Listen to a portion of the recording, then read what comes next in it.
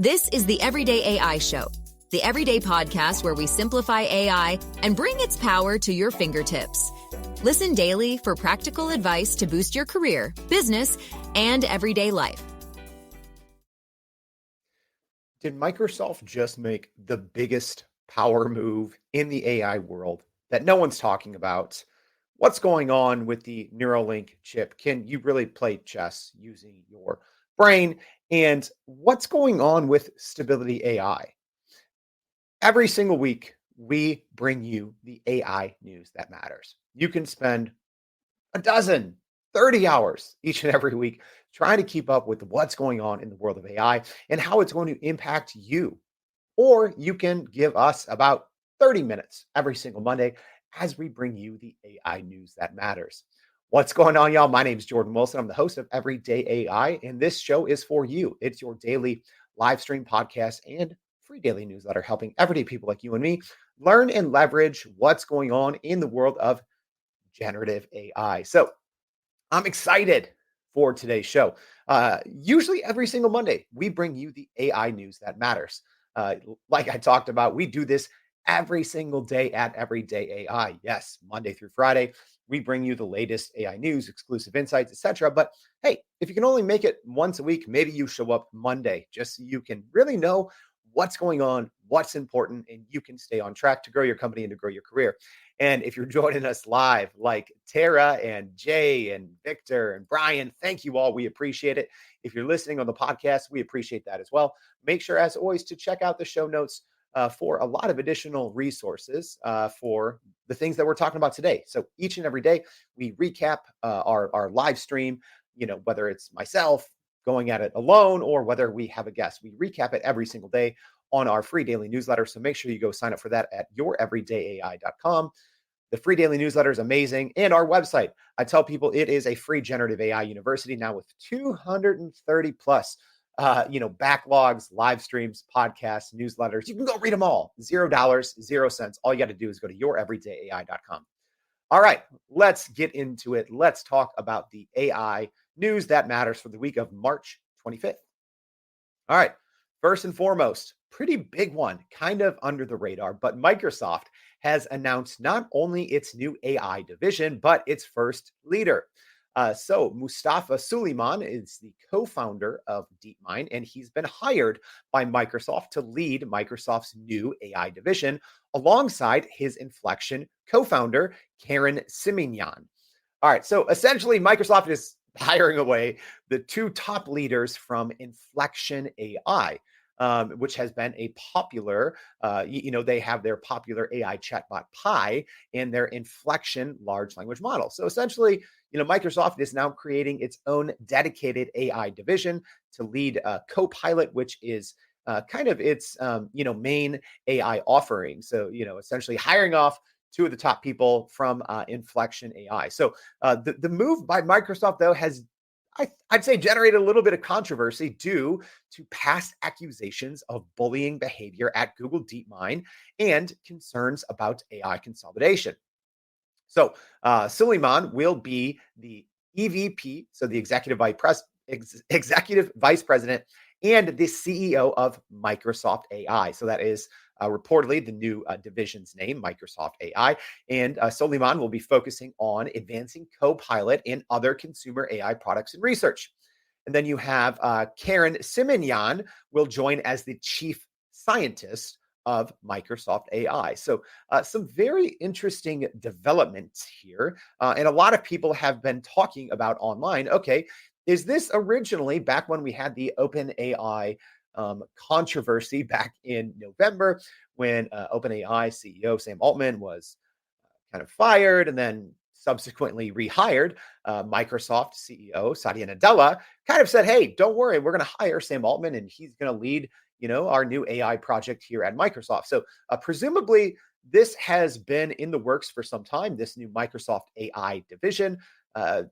Reportedly, Sam Altman was going to be leading it when he was ousted from OpenAI. But now we have the former, Google co-founder of Google DeepMind in Mustafa Suleiman and the top two people there at Inflexion AI. So pretty interesting news. And yeah, if you're joining us live, I'd love to hear what you all think of this move. Uh, is Microsoft becoming too big in the AI space? Maybe. But I mean, this is just another example of Microsoft just flexing its muscle here. Hiring on one of the biggest names. If you want to talk about this, it's as sports, is definitely one of the biggest free agents, so to speak, in Mustafa Suleiman. Even though he wasn't a free agent, he was the CEO at Inflexion. But going out and acquiring one of the biggest names in AI to lead the new Microsoft AI division. All right. But don't worry. Hey, if you are an Inflexion user, if you use Pi, they're still continuing on. Inflexion has named a new CEO and has talked about their new AI model development as well. So Inflexion did announce that Sean White will be the new CEO, and the company plans to bring its new Inflexion large language model, Inflexion 2.5, to Microsoft Azure and other cloud platforms. All right. That's not the only Microsoft news of the past couple of days. Maybe this one's even a little bigger because I would say you have here Microsoft CEO Satya Nadella kind of throwing some shade here at OpenAI. All right, so Microsoft CEO Satya Nadella kind of dismissed OpenAI's importance amidst some closed source controversy. All right, so Nadella claimed in an interview with New York Magazine that Microsoft is fully equipped with people, compute power, data, and capabilities, suggesting self-sufficiency and AI development. So the recent statement from Nadella has caught kind of the tech world a little bit off guard. There has been kind of this chatter going on for the last couple of months that Microsoft was maybe a little too reliant on OpenAI. And if you're new here, to the generative AI world, essentially Microsoft has invested more than $10 billion into OpenAI and reportedly has a 49% ownership stake in the company. But CEO Satya Nadella's some quotes here from this interview, saying, and I quote, saying, "It wouldn't matter if OpenAI disappeared tomorrow. We have the data, IP rights, and all the capability." And then another quip from Satya Nadella said that that Microsoft is below them, above them, around them, in reference to OpenAI. And this remark has been praised by many. So pretty bold move here by Microsoft CEO Satya Nadella, essentially, putting investors and large scale partners at ease, right? Because I think a lot of people are looking at what's happening at OpenAI, and they look at what happened in November, right? With this ouster and the rehiring and the board shakeup at OpenAI, and I think Satya Nadella during that time came in and was essentially a third party mediator to kind of get Sam Altman back in the driver's seat there at OpenAI. So this is, I would say, a pretty bold move. Some headlines said that this was a boss move by Satya Nadella. Essentially saying, hey, as important as OpenAI is to our partnership to Microsoft AI, you got to look at these two things in tandem, right? So this big kind of a pseudo acquisition. It's something short of a pseudo acquisition of Inflexion, because they're not acquiring any of their technology. But within the course of a week, you have Microsoft essentially acquiring the two head people at Inflexion AI, and then in this interview, essentially coming out and saying that if it wouldn't matter if OpenAI disappeared tomorrow, we have the data, IP rights, and all the capability. So this is, I would say, hey, all other big tech CEOs, Google, Amazon, etc., you should be looking at what Satya Nadella is doing here. Huge acquisition and getting these two leaders to lead Microsoft AI, as well as a pretty bold move, right? It's like I was even scratching my head. I'm like, okay, is this a bold move, or is this kind of throwing shade at OpenAI and saying, maybe underplaying the importance? But I would say you can't understate the importance right now of the GPT technology and how important that is to Microsoft, right? Presumably, they're probably working on a backup plan just in case, you would assume, especially with this, this kind of new splash hire for their new Microsoft AI division. But you have to imagine that the GPT technology is extremely important right now to Microsoft, a multi-trillion-dollar company, and its Copilot, right? So Copilot is built on top of the GPT-4 technology. So interesting, statements from Satya Nadella. But yeah, what do y'all think? Was this a pretty bold move here by Microsoft in this acquisition and this statement? I think so. All right, more AI news that matters this week. Here's one that was grabbing some headlines. So, the first Neuralink patient talks about the impact of the AI powered brain chip. So, Elon Musk's brain chip company Neuralink has successfully demonstrated a patient moving a cursor using the brain implants with the goal of connecting human brains to computers to help tackle neurological conditions. So, according to a video released by the Neuralink team, the first patient to receive the Neuralink brain chip is named Noland Arbaugh, and he was able to play chess and a video game using the device. So Nolan was paralyzed from the shoulders down, or is paralyzed from the shoulders down, and used the Neuralink brain chip to play chess and control a computer cursor in the video released by Neuralink. So pretty amazing, right? So I think you have to look at this two different ways. Uh, what Neuralink has been working on, as controversial as it may be, right? You got to think brain chip. In order to control things in the real world, it is a little bit of sci-fi, but there's obviously some very positive implications. People who are suffering paralysis and other neurological conditions. This is obviously great news. Also, another thing to keep in mind, you have to think, okay, what's the bigger picture here? Well, obviously, Elon Musk also has a couple other AI companies, not just XAI, but Optimus, right? So the Tesla Optimus bot.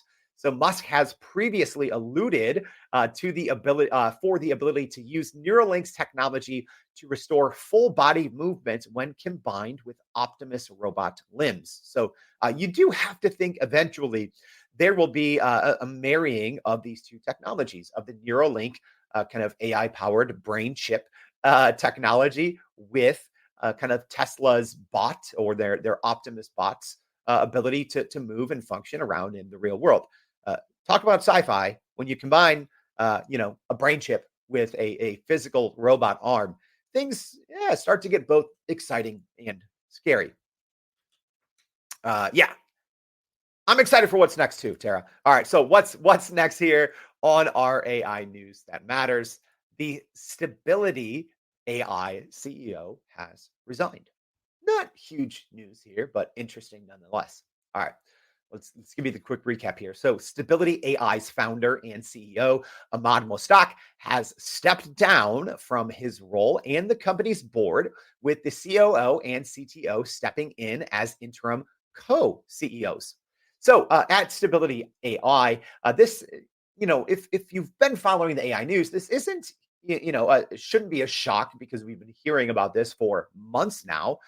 But this does follow a difficult period for the AI startup Stability AI, as they've had high turnover and multiple unsuccessful fundraising attempts. Mustak's departure highlights concerns about the concentration of power in AI and the need for more transparent governance. Like we talked about, the startup has faced a lot of challenges, including high turnover and many unsuccessful fundraising attempts, despite its popular image generation tool, Stable Diffusion. And we've seen some of its new video capabilities. So, pretty interesting that even though the Stable Diffusion model has been fairly successful, here you have a very highly visible CEO stepping down from a notable AI company in Stability AI. And you have to wonder if this is signaling to what's to come in the future, where even though you have seemingly successful, AI companies that you think have to be doing great, they might be struggling, right? And I think this does ultimately come down to the cost of compute and being able to capitalize and commercialize off said compute and off, large partnerships. So pretty interesting developments there at Stability AI. All right, our next piece of AI news that matters.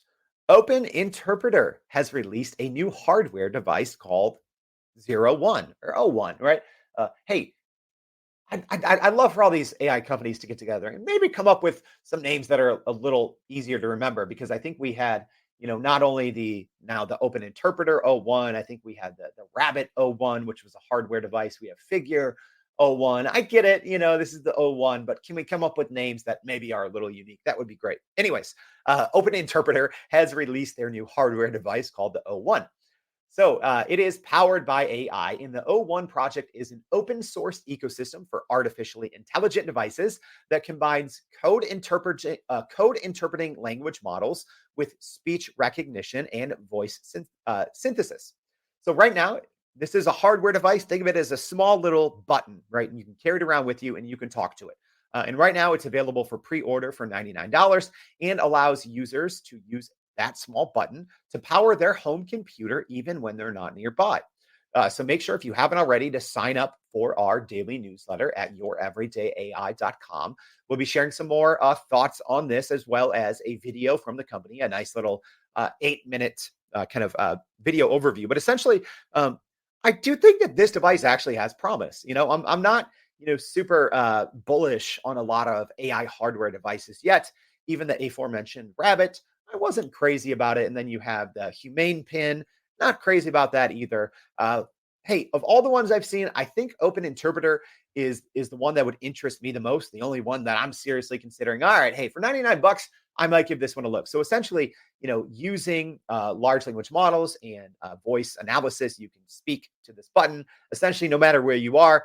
Again, this is according to the marketing, so we'll see once the hardware device is actually released. But the ability to essentially talk to it, and in the demo, it says asking questions to your computer at home. So you can essentially pair it with a home computer, and you can say, "Hey, what's in this document on my desktop?" And it'll open up the document, it'll read it, and then it can perform actions on your behalf as well. You can also program the Open Interpreter O1 to learn and understand certain tasks that you may manually do on your computer, such as in the video example, they kind of teach the Figure O1 what it means to send a Slack message, right? And hey, side note, I'm not a Slack fan. Can we stop just Slack messages in general and maybe work a smarter way? Like, I don't know, ClickUp, something like that. Anyways, pretty interesting concept. And it does seem that Open Interpreter, true to its name, does want to kind of be the Linux. They want to be a very open platform and allow users who buy this hardware device to also program it, and inviting developers into the fold as well. So, I think a lot of people, when they think about generative AI and AI in general, right, we all think of software. We all think of, the chat GPTs and Midjourney and Sora, Runway, etc. But I do like kind of not all devices that have been released, but I like that you do have some of these companies pushing the hardware, because here's the reality. As generative AI gets smarter and smarter, how we use it, where we use it, why we use it, obviously changes, right? And presumably, the smarter that these large language models and kind of natural language processing, the stronger those things get. In theory, the less we should be in front of a computer, right? So whether we are seeing a lot more edge AI, obviously, with the Samsung S24 and Galaxy AI. Presumably, we'll be getting some updates here from Apple at the WWDC here in June. So bringing generative AI to the next Apple iPhone device, reportedly. But I do like to see other hardware companies getting into the fold, because I do think the future, whether we see it now or not, is not taking advantage of all of this generative AI in front of our computers. I do think that there are other and better ways. So make sure to check the newsletter out for more on that.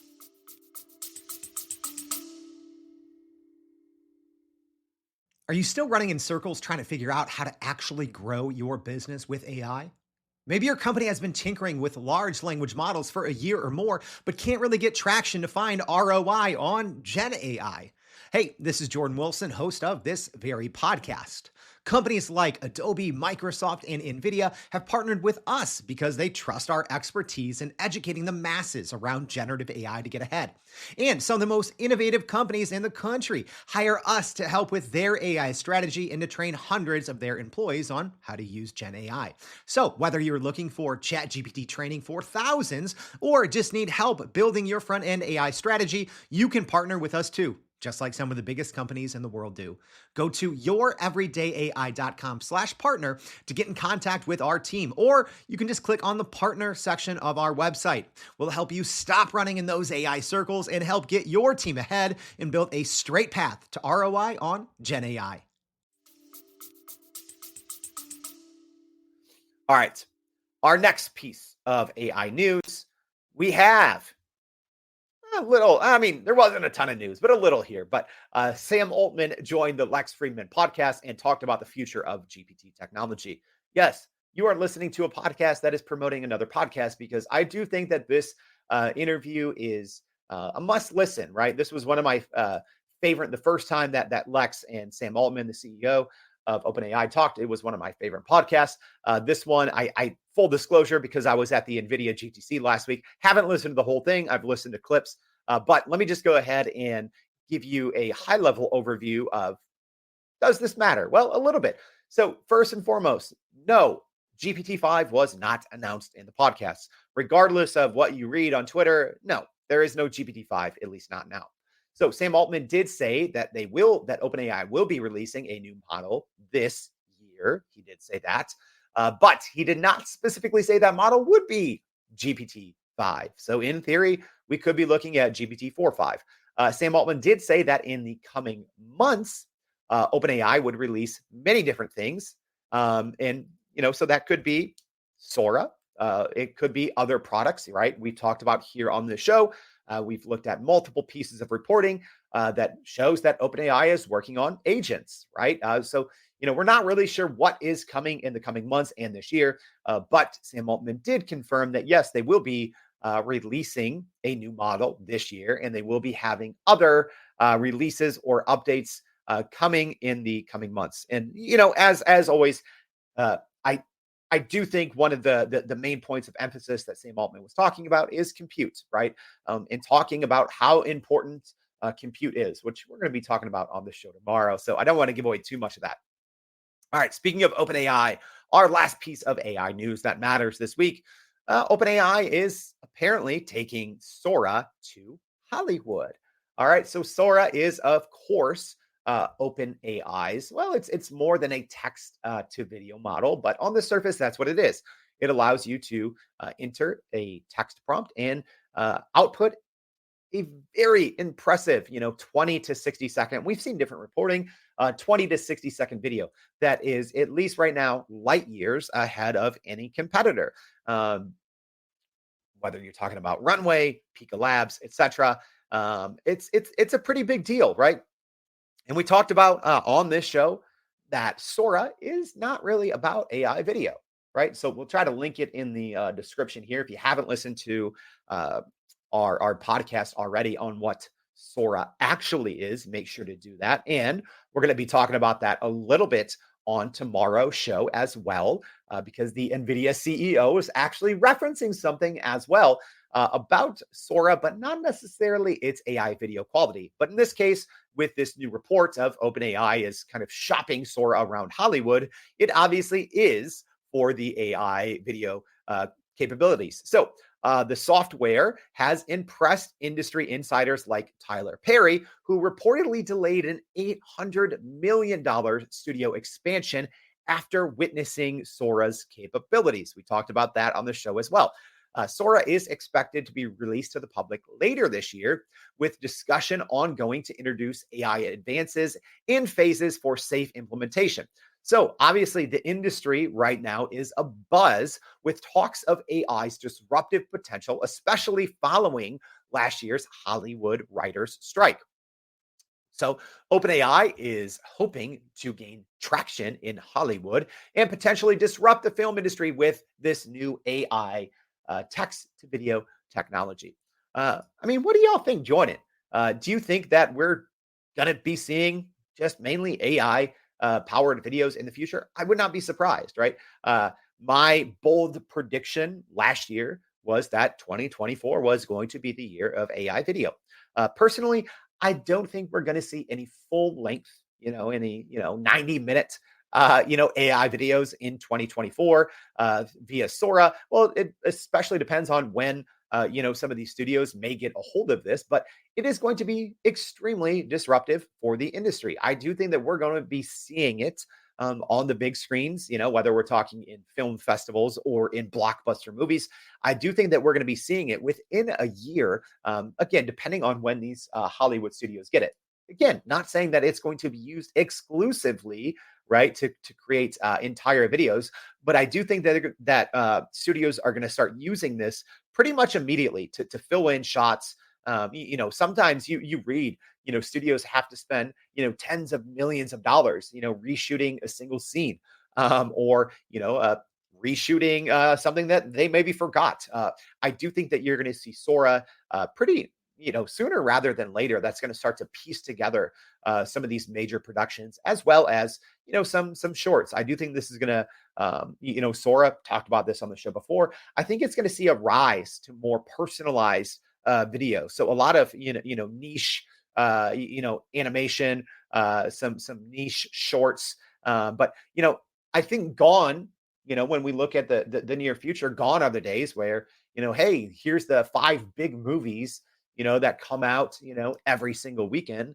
Instead, I think you're going to see a lot of shorter films that are more targeted to very specific niche audiences. I do think that is what the future of Sora looks like. Yeah, and like what Douglas is saying here in the live stream, I think Sora will come and impact with Pixar-like film first.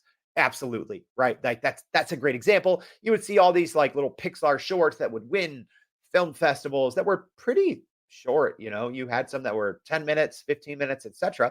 I do think that is the future of filmmaking, but pretty big news here from OpenAI reportedly shopping Sora around to Hollywood. All right. And then there's obviously some other big news, but we're going to talk about that tomorrow. But the NVIDIA GTC conference just went down in San Jose. So make sure to join us tomorrow, right? I was lucky enough to get some kind of closed door access to some cool events with NVIDIA, as well as some talks with their CEO. So I'm going to be sharing tomorrow, so make sure you tune in, the NVIDIA GTC recap and 3 ways NVIDIA is going to change the AI world. So make sure you join us for Hot Take Tuesday, coming in hot with 3 things that I think a lot of people aren't really talking about, these new NVIDIA GTC announcements. So make sure you check that out. And speaking of GTC, it is not too late. If you missed the entire conference, don't worry. Make sure to check the link in the show notes and the link in our newsletter. You can actually still sign up for free and rewatch every single workshop session, event at GTC for free. So make sure you check that out. It's going to be in the newsletter. I don't know how much longer it's going to be up. I was told maybe just through the end of March. So if you haven't already, there's amazing, like there's a panel, a Q&A that Jensen, the NVIDIA CEO, hosted with essentially the pioneers of the GPT technology. There's so much great exclusive AI content. It is free. Make sure you check out the link to sign up for that. And we'll see you back tomorrow and every day for more everyday AI. Thanks so much. We'll see you. And that's a wrap for today's edition of Everyday AI. Thanks for joining us. If you enjoyed this episode, please subscribe and leave us a rating. It helps keep us going. For a little more AI magic, visit youreverydayai.com and sign up to our daily newsletter so you don't get left behind. Go break some barriers, and we'll see you next time.